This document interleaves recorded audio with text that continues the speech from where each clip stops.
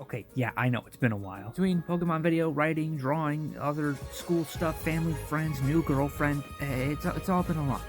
But now one of those burdens is gone, and I can immediately replace it with another. That being sort of an addition to my Minecraft horror mod video from a few months back, by talking about one of my new favorite horror mods, Wonderland.Jar. Now, I would have talked about this and Flywheel Terror, but Flywheel Terror got evaporated off of Burst Forge, so I never got an opportunity to play it. But let me tell you, Wonderland is something else. Remember what I said in the earlier video of there being several, Minecraft horror subgenres? There's Liminal, Infection, Dweller, and all the other stuff? This perfects the Liminal perfectly. Basically, the premise of the mod is that you're in a Minecraft world. There's just as much content as modern Minecraft, but it's all old beta textures. Once some time has passed, you'll get teleported by this fella, no one, to a place called the Wonderland. Well, not directly. You gotta jump down this thing first. But once you're in Wonderland itself, that's where the fun begins. There are several structures that take you to various dimensions. For example, if you go into the mossy cobblestone house, you go to a place called the maze. If you go inside the brick pyramid, you go to the brickways. If you go to the diamond house, you go to the vault. And then if you go inside the house, you go to the house dimension. All in all, there's 23 dimensions, each different from the last, and 30 entities, also each different from the last. And when I say that, I mean it. Everything is different and horrifying in its own unique way. But while many think that torture or the brickways are the most terrifying dimensions, for me, honestly, it's the maze. And by a long shot. Let's see, where do I begin? There's only just enough light from the redstone torches to be able to see, and it's also very cramped, unlike Wonderland and any of the hallway dimensions where it's very big and open. Also, the thing that lives here, the spawn.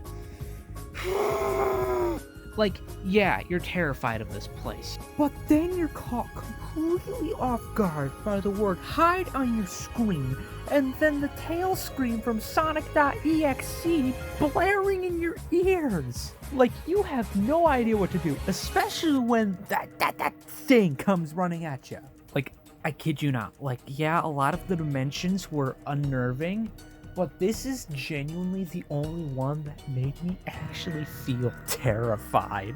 But in terms of the most interesting dimension, I've got to give it to Remembrance.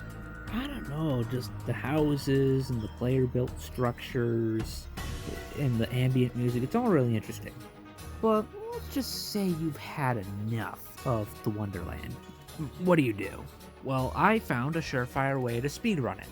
First, once no one teleports you to Sequence, I haven't really played anything past Inconsistency. I've never been able to get out of that one. But if you end up in Sequence, jump down immediately. It'll take you to the Wonderland.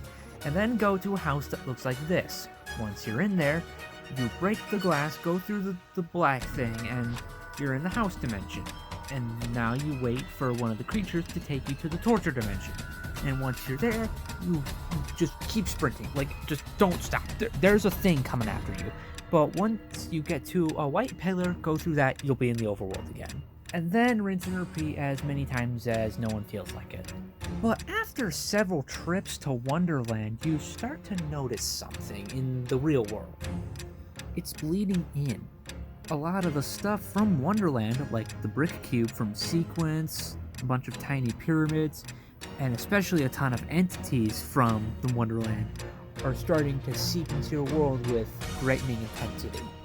Now, what I've told you is how I've experienced it, because there are still some dimensions that I've yet to see. For example, the winter version of Wonderland, and the big lava burnt dimension thing. I can't remember the name, but I haven't experienced that either. I never learned that the 4 ingots and the lapis lazuli from the bedrock hallways craft crosses. I'll have to come back to that.